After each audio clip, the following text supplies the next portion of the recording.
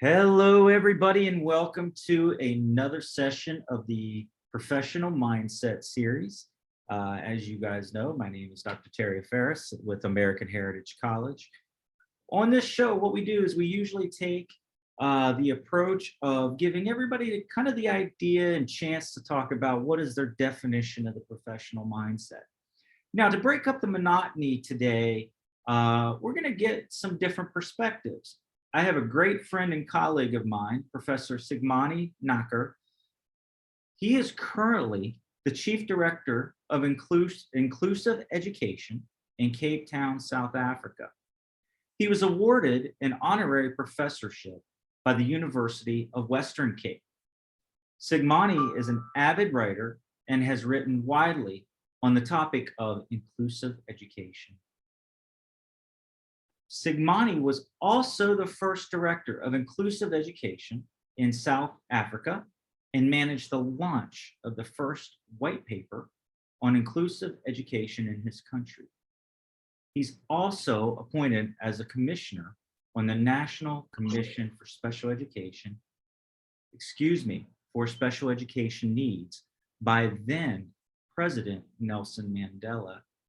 And as you guys can imagine, this wonderful gentleman has done a lot with education over the years. So today, I wanted to give him an opportunity to discuss the platform of education and his thoughts. So Sigamony, thank you for being on the show. I can't wait to hear what you want to share with our colleagues and friends across the world. Sure, you're welcome. I think that education presents many opportunities for everybody in the world. And the world is a few billion years old, and there's 8 billion people, about 7 to 8 billion people in the world. But unfortunately, a large percentage of those people don't benefit from education. Education doesn't serve them very well. And as a result, the mindset that we have, in my opinion, needs to focus on social justice. We need to bring vulnerable communities and vulnerable people to the center of education planning. If you look what happened in Afghanistan over the recent while, many people were abandoned. Many people were struggling with poverty. Many people were extremely anxious because of what had happened in Afghanistan. But the American people, and the American soldiers and other soldiers in the world, risked their lives to take care of them. Now that's the kind of mindset I think we need to have in education.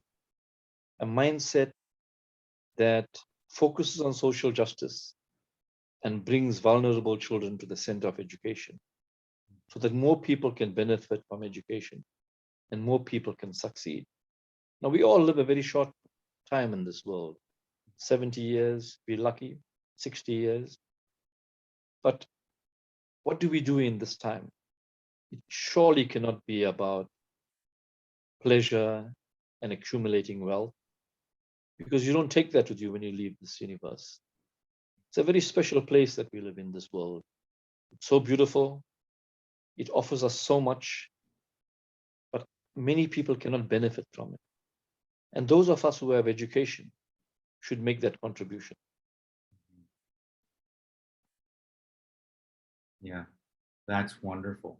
Thank you for that. It's very interesting that we take that perspective, because I agree with you. And when we talk about education, it's one of those areas where I think sometimes, at least especially on this show, everybody thinks we're talking about the formal education. But I think it's a combination of both formal and informal education.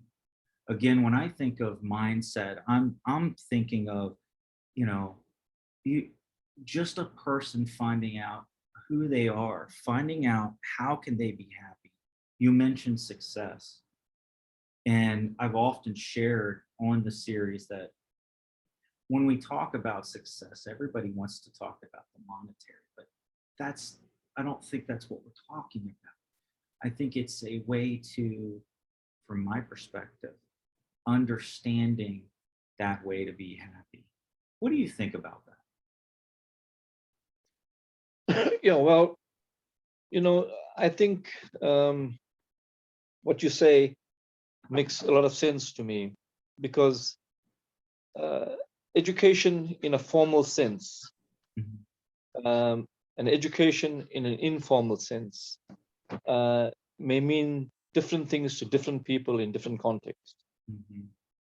But essentially, education, whether it's formal or informal, it is about appreciating the universe and having that ability to appreciate the universe. Mhm. So if it's informal education that can take you to that route, and with its formal education that can take you into that route, it doesn't matter what trajectory you follow. It's about having the skills to appreciate and value life in the world. Yeah. Now, unfortunately, that is not so for a lot of many people, whether it's formal education or whether it's informal education. So I know a lot of people who have been through the informal route that appear to be far happier and appear to be far more successful than people who have come through the formal education route. Mhm. So it depends on what formal and informal education does to your mind, whether it constrains it or whether it liberates it. And I think any form of education that liberates the mind and that is able to ensure that we do not become the victim of our senses, the victims of pleasure and fun. Mhm. Of course, life should uh, should entail having some sort of kind of pleasure, but that shouldn't be the ultimate goal of education. Mhm. It should be about having a mindset that believes in the collective good of society. And I think if we reach that goal, then we've made progress in education, whether it's formal or informal, Mhm. the collective good of the universe. With climate change, we are moving into quite a dangerous situation in the world. Mhm. It seems like all the major cities in the world are at risk. And there isn't any serious attempt to Hmm. deal with it. Mhm. So when you're talking about formal education, when you're talking about informal education, we always have to see the big picture, I think, and do something about the conditions that affect humanity now and tomorrow. And tomorrow's society, the society that our children grow in, we must think about making an impact on the world so they can live a better life. Yes. Excuse me. Yes. That's wonderful. I love what you're saying there. You I would love to ask you about, and this goes back to part of the series. While I said I wasn't going to go into it, I would love to, because you and I've had a lot of great conversations offline, and you have such a great mindset. What are some of the ways that you are able to continue to have a great mindset or positive mindset every day that you could share with others? Terry, that's a very good question. So I reflect on that very often, and uh, I think the most important thing is for us to realize, all of us, Hmm. to realize that we on a journey in this universe, and it's our soul's journey, the journey of our souls. And so that's where most peace exists. So if you take any one day in the world, you would have a lot of challenges. You would have a lot of external factors impacting on your mind, impacting on your lifestyle. And so that can make you very unhappy. Hmm. But if you focus within yourself, and if you focus on silencing the mind, and if you regard all those events that take place, those external influences, as temporary, and that's just passing by, you attain peace. And so our connection should be within. And if our connection is within, just take a moment and think about it. If your connection is within and you look into yourself, then you will find more peace. And so as we spoke earlier on, we're on a journey in this universe. And so we really don't know much about it until it happens and unfolds, right? Yes. So I think having a belief in a superior force is most important, that's linked and that surfaces within us. So to be confident and to be happy and to advance a positive mindset, you've got to focus within rather than focusing on the outside. That's right. That's right. That's true. That's true. What are some of the tools you've used over the years to help you to maintain that? Well, you would be quite interested in this, I'm sure. Okay. Well, you see, I grew up in a very poor environment many years ago, and I was exposed to the challenges that many people who live under those conditions experience. But I received an education, and I was very fortunate. I also studied in the United States. I studied at Penn State, and I got the opportunity to run the New York Marathon. And so when I started training for the marathons, I focused on my mind. So I wrote a book called Long Distance Running, Calming the Mind and Creating the Conditions for Happiness. So when I ran, most people think when they run. What I did was I practiced deflecting negative thoughts. Every time I had a negative thought, I let it go. So every practice session and every race I ran, I practiced letting negative thoughts pass me by without it impacting on my mindset and impacting on me. Yeah. So there's two issues. The one issue is to allow your mind to be still, right? And the second issue is to connect deep into oneself rather than being excuse me, rather than being excited by good and bad events and being happy when good things happen and being sad when sad things happen. The idea is to have a silence. So those are the so my tools have actually been my mind.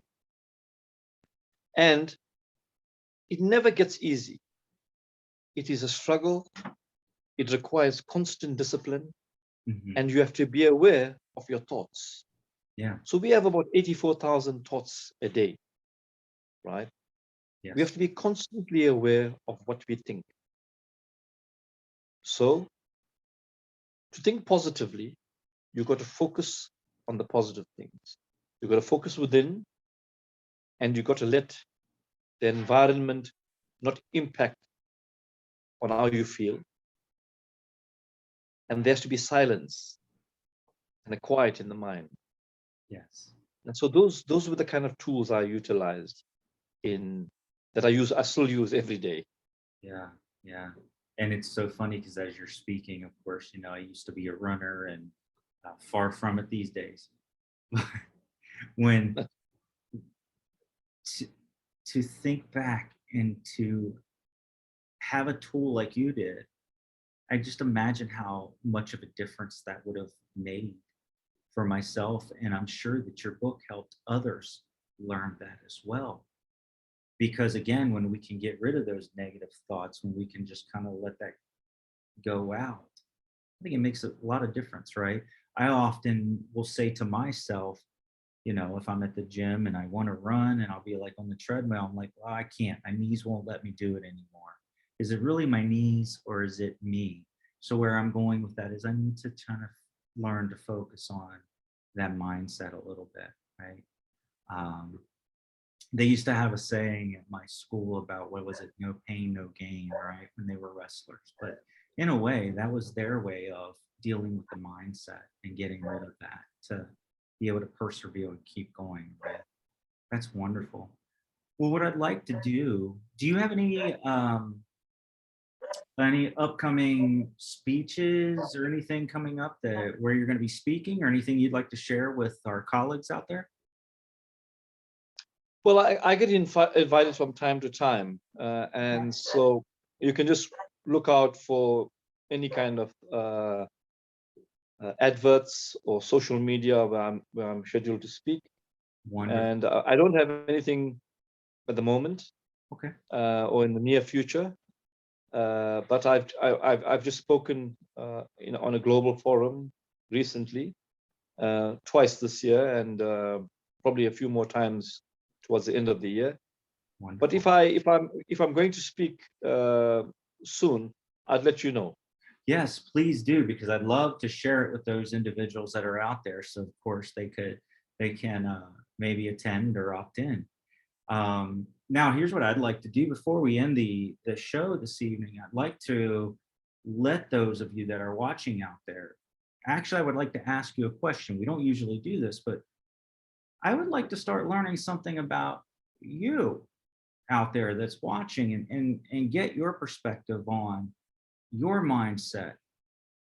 What would you like to hear from wonderful individuals like Sigamony? What would you like to, what are some of the tools that would be helpful to you? What are the tools you're using? This is a platform for everybody to discuss and become better as people. That's the goal of this. And remember, we would love for you to like, share, subscribe on YouTube to make sure that you are notified when we have other wonderful speakers like my friend Sigamony here. And with that, I would love to end today's session. Sigamony, any last words for our lovely viewers out there that you would like to share? Yeah, there's a Japanese proverb. It says, "Fall 7 times, get up the 8th time," something like that. Mm-hmm. So whenever you fall, you can always get up. Never give up hope. I love it. I love it. Well, thank you, my friend, for being part of the show. It was great to share your knowledge, your words of wisdom with others.